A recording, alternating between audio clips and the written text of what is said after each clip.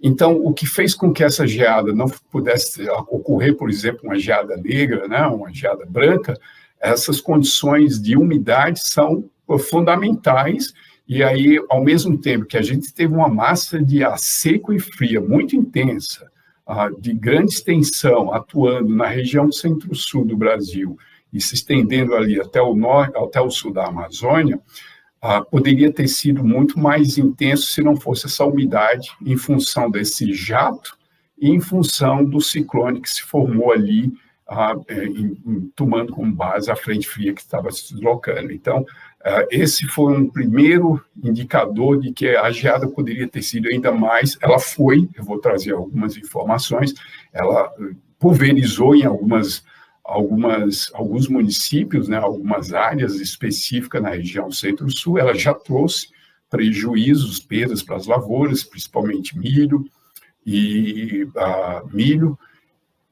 cana, né, os canaviais, e um pouquinho menos a questão do café. E aí eu vou chamar a atenção, no final dessa apresentação, qual é a situação nos próximos dias e por que os cafezais podem também ter um pouco de perdas, né, em função do que as condições atmosféricas para os próximos dias. Então, essa é uma visão sinótica, né, do ponto de vista das imagens de satélite. Aqui no canto superior, inferior direito, eram as temperaturas no meio da tarde. Você viu que já melhorou um pouquinho a situação em função dessa condição atmosférica, né, de mais umidade. O jato aqui empurrando um pouquinho isso, amenizou, pelo menos para essa região costeira do centro-sul, em termos de temperatura e o risco de geada para algumas áreas, principalmente as áreas mais típicas de ocorrência de geada, o risco diminuiu um pouco em relação ao que vinha ocorrendo nos últimos 2 dias. Mas ainda há probabilidade de ocorrência de geada nas próximas horas para algumas partes dessas regiões específicas. Aqui, olhando de novo o GOES, né? Olhando aqui do ponto de vista, uma técnica que a gente chama de fatiamento, ou a técnica do sanduíche, né? Isso a gente conheceu uma pessoa, um pesquisador, trabalha junto com a EUMETSAT, a gente participa de várias reuniões, a gente faz parte do grupo de convecção extrema, né? Que é um grupo específico na Europa. Eu participo desse grupo e um dos caras que desenvolveu a técnica do sanduíche, uma técnica de geoprocessamento, onde ele vai utilizar alguns fatiamentos específicos de cores para destacar alguns sistemas atmosféricos, né?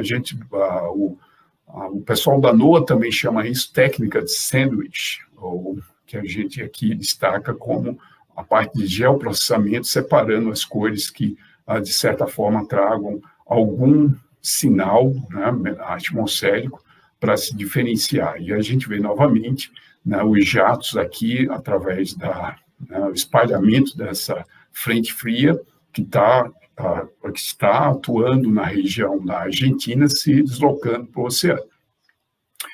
E a condição do ponto de vista agrometeorológico, a gente tem uma situação atmosférica hoje à tarde, mas o histórico, né, o histórico agrometeorológico para a região central e para a região centro-sul, especificamente, a gente traz essa informação aqui dos mapas de solo, né, ou seja, do ESMO.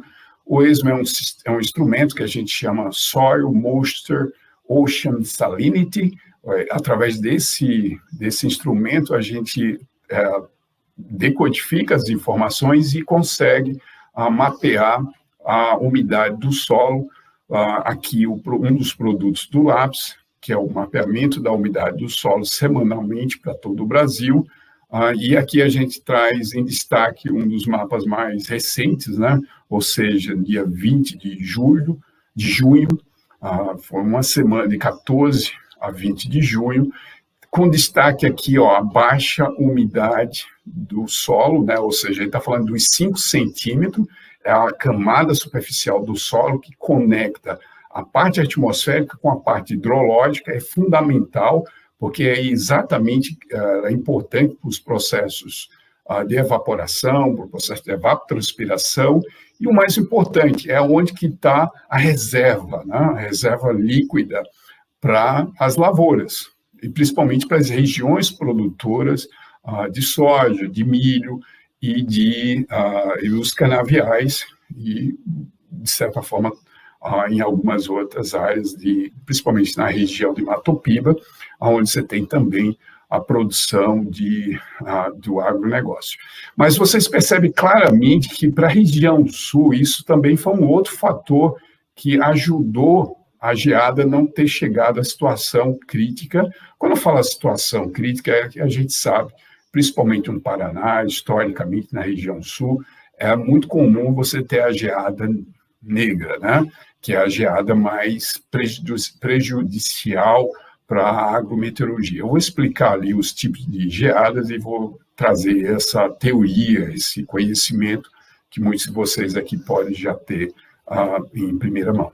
Mas eu quero chamar a atenção que a umidade aqui ela está mais favorável em função das últimas semanas na região sul do país, houve uma melhora da condição de chuva, mas na região centro-oeste e parte da região sudeste, e toda a região central e nordeste do Brasil, com exceção essa região aqui entre Sergipe e Pernambuco, entre Alagoas e Pernambuco, e obviamente, né, excluindo aqui a Amazônia, percebe-se que nessa região central, onde está aqui destacado em marrom, a umidade do solo está em baixíssimos níveis, o que, de certa forma, traz uma condição de inverno, né? Ou seja, uma condição de julho, julho, já chegando a julho, que é uma imagem no final de junho, onde você tinha também esse agravante, antes mesmo da massa de ar antártica, né? Ou massa de ar polar, a injeção dele que aconteceu de segunda para terça, também encontrou essa condição de superfície. Ela é importante, porque ela pode agravar ainda mais a umidade, e as temperaturas baixíssimas também elas interferem na umidade do solo, interferem também no ponto da geada, né? E a geada pode, de certa forma, ser intensificada em função dessa quantidade de umidade na superfície.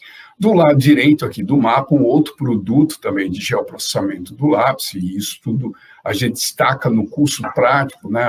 O cara fazer isso dentro do QGIS, como é que ele processa essas informações.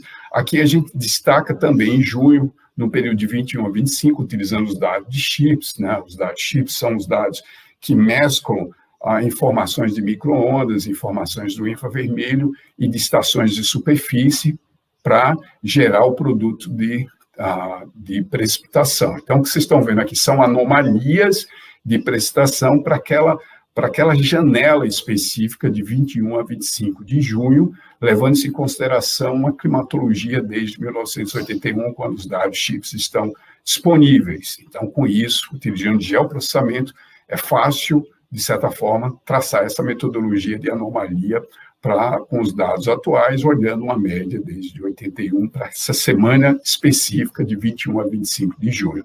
Então, novamente, vocês veem que o quadro da situação de seca, da severidade ou da intensidade da seca, ela está espalhada, mas numa categoria relativamente aqui variando entre seca fraca a seca moderada e, em alguns pontos, seca extrema. Esse tem sido um cenário desde o início de março, né? As condições de secas, né? Desde a seca agrícola, seca hidrológica, meteorológica e seca relâmpago,